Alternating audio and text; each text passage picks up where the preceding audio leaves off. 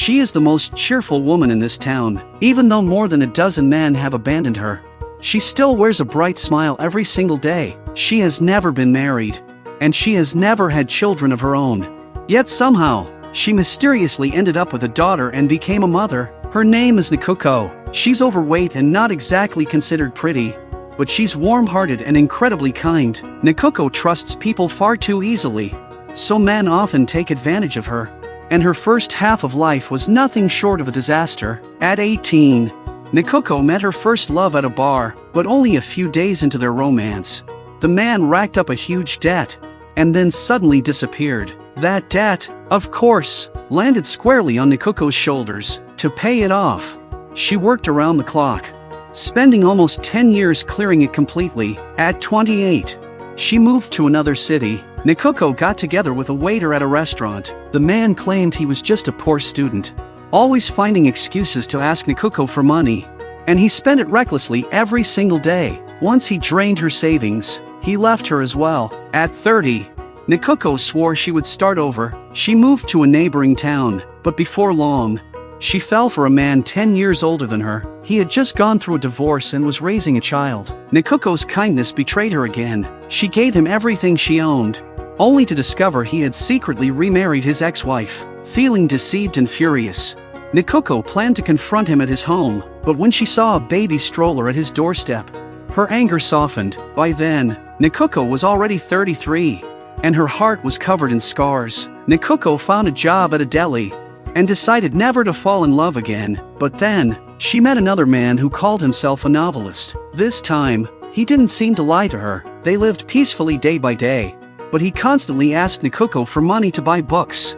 And in all these years, he hadn't written a single novel. Nikoko must have truly loved this man, because she kept supporting him with her own hard-earned money. Perhaps fate was playing tricks on her once more. But one day, this man vanished as well. Nikoko, unwilling to give up, took her daughter Kikuko and boarded a train heading north.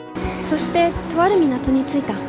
They ended up in a small seaside town. She went door to door asking about that man, but never found a trace of him. Nikoko was 35 by then. Maybe she was just tired. This time, she decided not to move again. She made her home right there at the port. Even though life had beaten her down again and again, she never gave up her hope for happiness, always wearing that same cheerful smile. Her daughter Kikuko was her whole world. Afraid of oversleeping and making Kikuko late for school, Nikoko filled the house with more than a dozen alarm clocks. Every morning, she made breakfast for her daughter, then headed to her job at the barbecue shop. Because of her cheerful nature and big heart, everyone in town loved Nikoko, but Kikuko couldn't shake a strange feeling. No matter their looks or their build, she and Nikoko didn't resemble each other at all. She wanted to tell her best friend Maria, but when she tried, she just couldn't get the words out. After school, Kikuko would drop by the barbecue shop where her mother worked. The owner would warmly treat her to a plate of fried noodles. Because Kikuko was so pretty,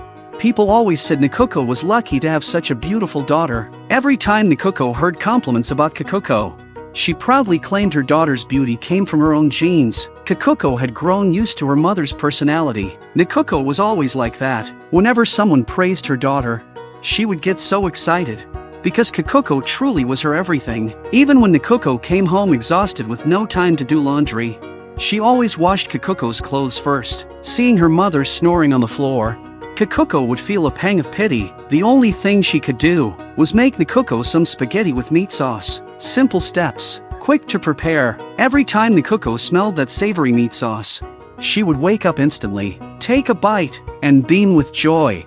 Because it was made by her daughter, their days were humble and frugal, but just living alone with her daughter was Nikoko's greatest happiness. Yet Kikuko didn't seem to feel the same. This town was so small.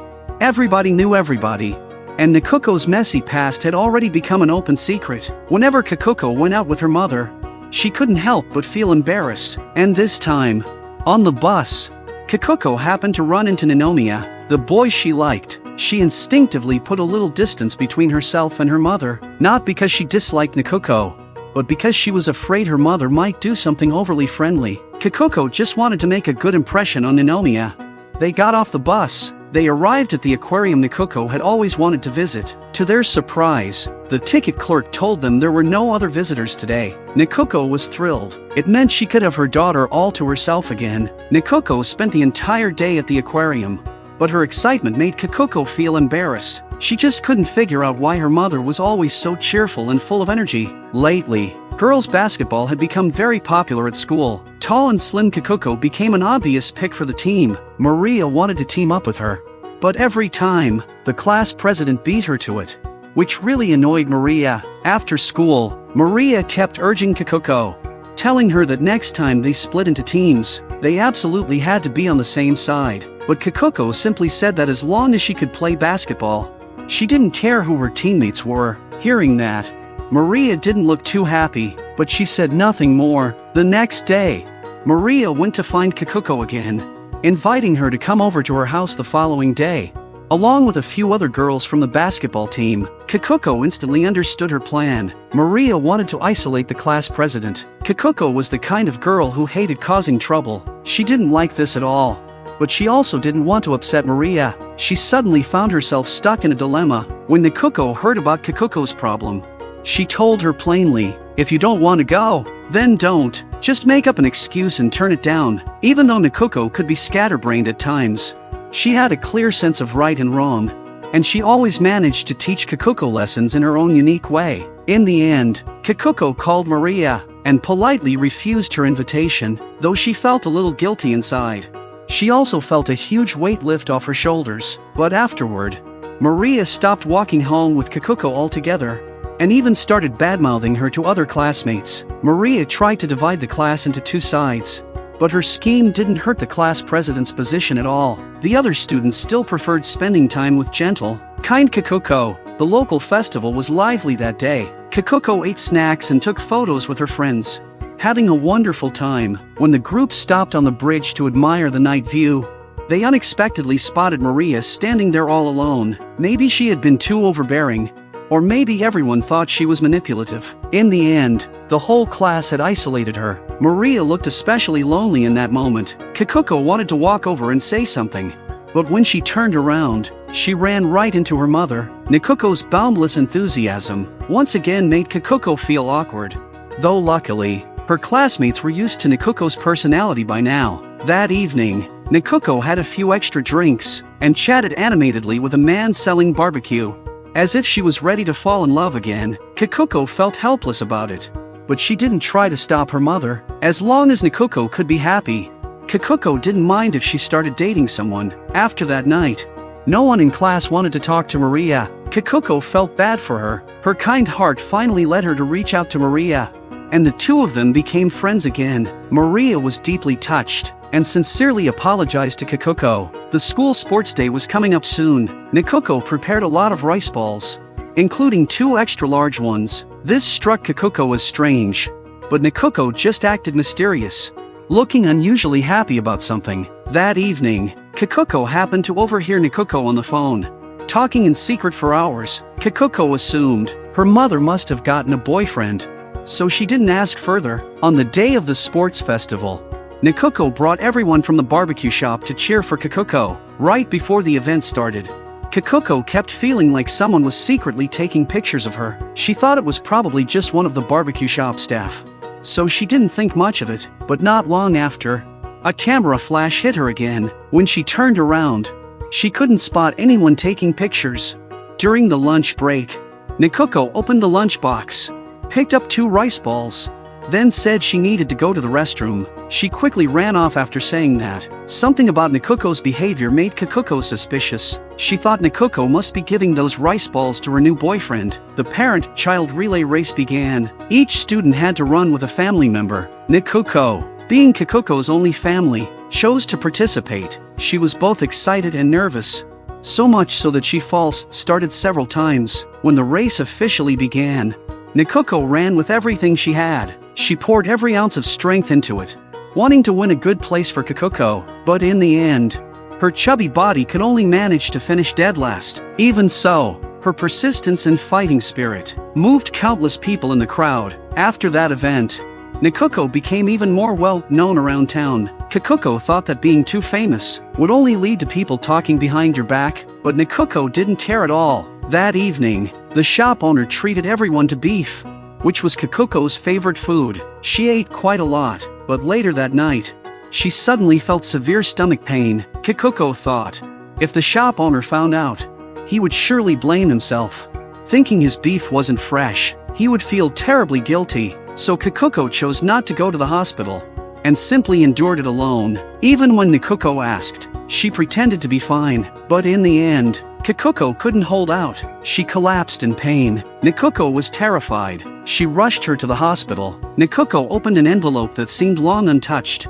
Inside was a thick stack of cash. She tried to hand it all to the nurse, begging her to save Kikuko immediately, but the nurse told her to register first. Fortunately, it wasn't life-threatening. Kikuko only had appendicitis. Nothing too serious. Before long, she woke up in the hospital. Nikoko was overwhelmed with guilt. She kept cursing herself. And before long, tears were streaming down her face. She truly hurt for Kikuko. Looking at her mother, Kikuko finally asked the question buried deep inside her heart. "You're not my real mom, are you?" Actually, when Kikuko was 4 years old, she had found a photograph. She believed the woman in the photo was her real mother. Nikoko saw she couldn't hide it anymore, so she told the truth. Kikuko's real mother was named Myo. Over 10 years ago, Nikoko and Myo worked at the same nightclub. Nikoko was warm-hearted and always willing to help, so she quickly became good friends with Myo, and they began living together. They ate meals together every day and talked constantly. Because of her work, Myo was diagnosed by the hospital as infertile. That meant she supposedly could never have children. Back then, both Myo and Nikoko had been deceived by men. Myo worked tirelessly every day to pay off her debts. Time passed like this for a long while. Eventually, Myo finally cleared all her debts, but then one day, she unexpectedly discovered she was pregnant. The news made Nikoko burst into tears of joy. From that day on, Nikoko seemed to turn into a powerhouse. She took on countless part-time jobs, working at a supermarket by day, a restaurant by night, and construction sites on weekends. Nikoko worked herself to the bone, earning money. She didn't have any big plans.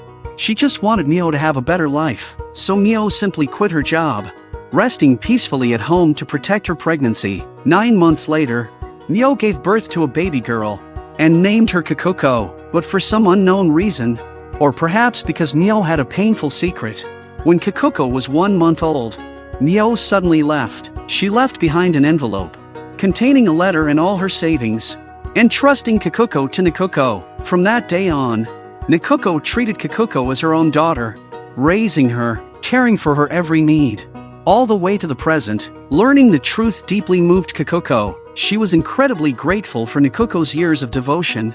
So she told Nikoko, if you want to date someone, just do it openly. You don't have to sneak around making calls at midnight. I'll support anything you decide. But Nikoko replied, actually, that night I was talking to Myo. It turned out, Myo had recently gotten married and had become a mother again. She suddenly felt that abandoning Kikuko years ago was wrong.